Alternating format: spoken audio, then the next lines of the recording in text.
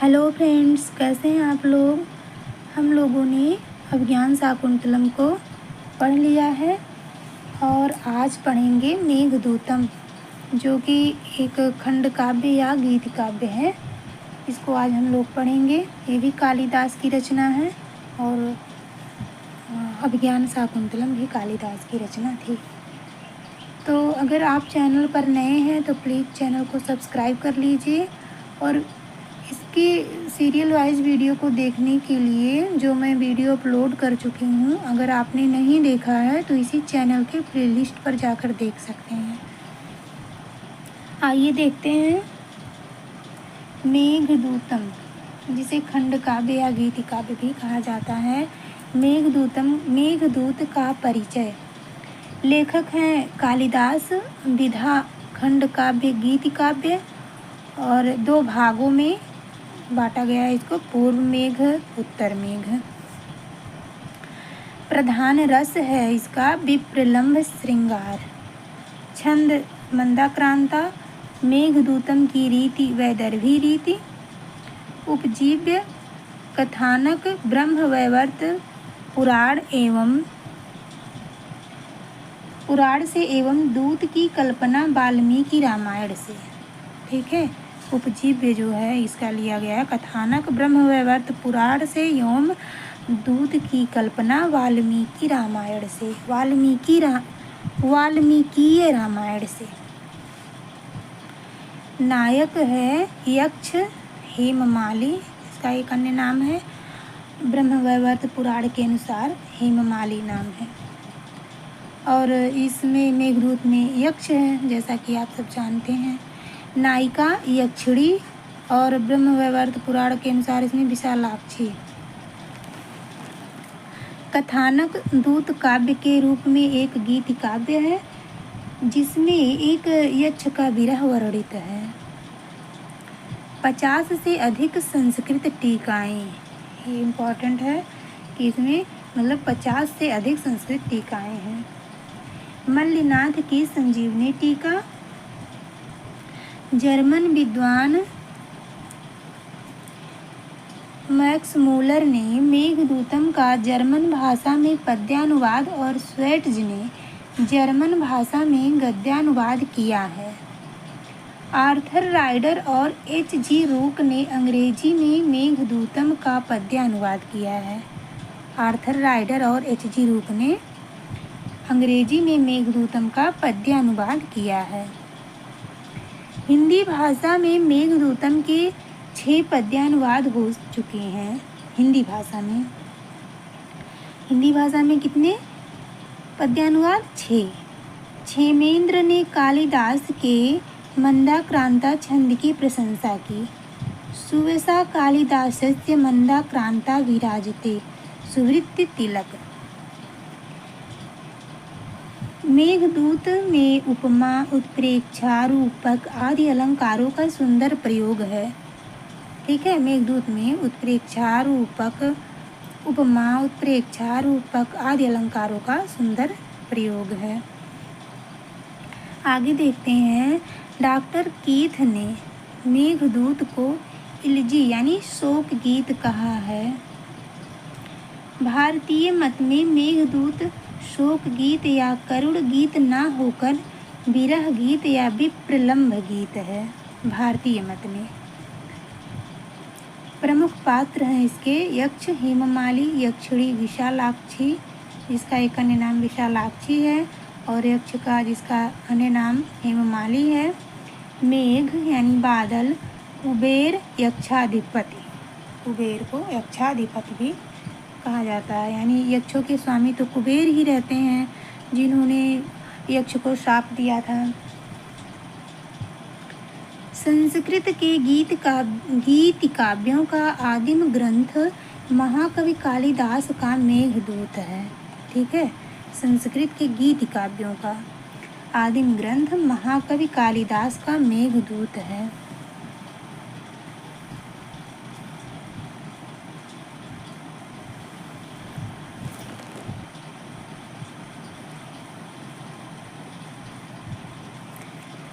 दक्षिणावर्तनाथ और मल्लिनाथ ने मेघदूत लिखने में रामायण से प्रेरणा मानी है। इन लोगों ने जो है दक्षिणावर्तनाथ और मल्लिनाथ ने मेघदूत लिखने में रामायण से प्रेरणा मानी है। यक्ष को अलकाधीश्वर कुबेर ने जो श्राप दिया उसका आधार पद्म पुराण है। इसका आधार क्या है? पद्म पुराण है। वहाँ के योगिनी नामक आषाढ़ कृष्ण एकादशी महात्म्य प्रसंग में यह कथा संक्षेप में है। ब्रह्मवैवर्त पुराण को भी मेघदूत का उपजीव्य माना जाता है। मेघदूत में 115 पद्य हैं। यह 2 भागों पूर्व मेघ और उत्तर मेघ में विभक्त है। पूर्व मेघ में 63 और उत्तर मेघ में 52 पद्य हैं। पूर्व मेघ में 63 और उत्तर मेघ में 52 पद्य हैं। ये सब आप याद कर लीजिए अक्षर सा एकदम। मल्लिनाथ ने 121 पद स्वीकार किए हैं किंतु 6 श्लोकों को प्रक्षिप्त माना है। उन्होंने 121 पद स्वीकार किए हैं किंतु 6 श्लोकों को प्रक्षिप्त माना है। मेघदूत का मुख्य रस विप्रलंब श्रृंगार है। इसका मुख्य रस क्या है? विप्रलंब श्रृंगार है। पूरे मेघदूत में मंदाक्रांता छंद प्रयुक्त है। इसमें और किसी भी छंद का प्रयोग नहीं किया गया है। पूरे मेघदूत में चाहे वो पूर्व में हो या उत्तर में, पूरे में मंदाक्रांता छंद है। तो फ्रेंड्स, अगर वीडियो थोड़ा सा भी आपको अच्छा लगे तो सब्सक्राइब कर लीजिए और लाइक भी कर दिया कीजिए। आगे देखिए। यक्षों के अधिपति कुबेर हैं। उन्होंने अपने कार्य में प्रमाद करने के कारण किसी अपने अनुचर यानी यक्ष को शाप दे दिया। यद्यपि कालिदास ने मेघदूत में कहीं भी इस यक्ष का नाम नहीं लिया, परंतु ब्रह्मवैवर्त पुराण में इस यक्ष का नाम हेममाली तथा यक्षिणी का नाम विशालाक्षी मिलता है, जैसा कि हमने आगे भी पढ़ा है। आगे देखिए। यक्ष अपनी पत्नी में आसक्ति के कारण अपने कार्य में प्रमाद करता है। इसलिए कुबेर ने 1 वर्ष तक अपनी पत्नी से वियुक्त रहने का शाप दिया। कुबेर ने क्यों शाप दिया? कि यक्ष अपनी पत्नी में आसक्ति के कारण अपने कार्य में प्रमाद करता है, इसलिए कुबेर ने 1 वर्ष तक अपनी पत्नी से वियुक्त रहने का शाप दिया। शाप के कारण नष्ट महिमा वाला यक्ष रामगिरी में रहता है। कहाँ रहता है यक्ष? शाप के कारण तो रामगिरी में रहता है।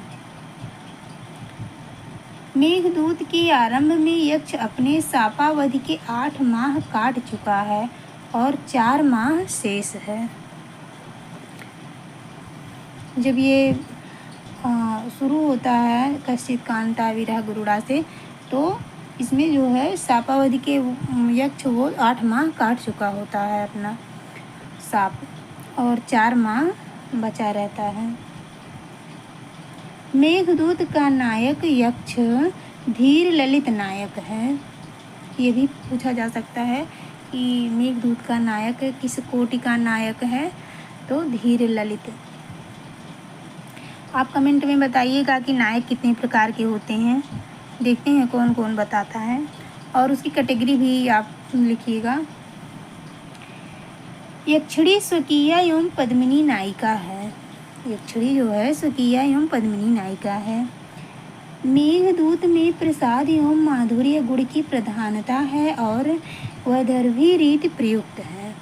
ठीक है, मेघदूत में प्रसाद एवं माधुर्य गुण की प्रधानता है और वैदर्भी रीति प्रयुक्त है। मेघः एव दूतः इस्मिन् काव्ये तत् मेघदूतम्। इस प्रकार मेघदूतम पद में बहुव्रीहि समास प्राप्त होता है। ये भी पूछा जा सकता है कि मेघदूत में कौन सा समास है? तो मेघः एव दूतः यस्मिन् काव्ये तत् मेघदूतम्। इस प्रकार मेघदूतम पद में बहुव्रीहि समास प्राप्त होता है। आगे है रामगिरी पर्वत की स्थिति मल्लिनाथ तथा वल्लभ ने चित्रकूट मानी है, जो बुंदेलखंड में है। प्रोफेसर विल्सन ने नागपुर से कुछ दूरी पर स्थित रामटेक का प्राचीन नाम रामगिरी माना है। रामगिर सीता जी के स्नान से पवित्र जल वाला तथा घने छायादार वृक्षों से युक्त है। आषाढ़ के पहले ही दिन यक्ष पर्वतों से क्रीड़ा करने वाले गजों के तुल्य मेघ को देखता है। पहले ही दिन क्या देखता है? यक्ष आषाढ़ के पहले ही दिन यक्ष पर्वतों से क्रीड़ा करने वाले गजों के तुल्य मेघ को देखता है। ऐसे है श्लोक आषाढ़स्य प्रथम दिवसे करके, तो वही है। और देखिए आगे, कश्चित पद ब्रह्म का वाचक कह, ब्रह्म चित्त यानी ब्रह्म है।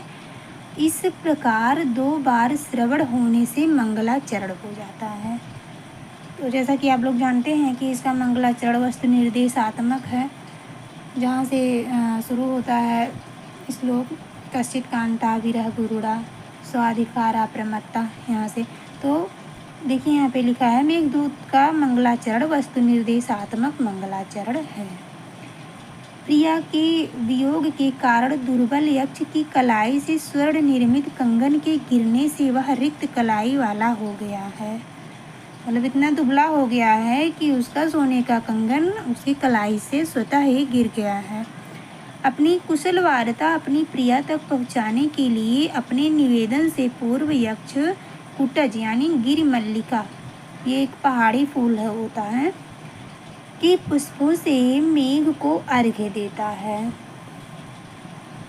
और देखिए, धुआं अग्नि जल एवं वायु से बने जड़ मेघ से भी वह कामार्थता के कारण संदेश ले जाने का निवेदन करता है।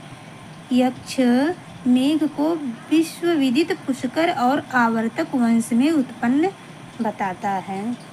तो फ्रेंड्स, ये वीडियो यहीं पे मैं स्किप कर रही हूँ और इसके आगे कल अपलोड करूँगी, क्योंकि वीडियो अगर ज़्यादा लेंदी हो जाएगा तो आप लोग बोरिंग महसूस करेंगे और देखेंगे नहीं सही से। तो इसीलिए यहीं पे वीडियो को मैं रोक रही हूँ, इसके आगे कल अपलोड करूँगी। तब तक के लिए नमः संस्कृताय।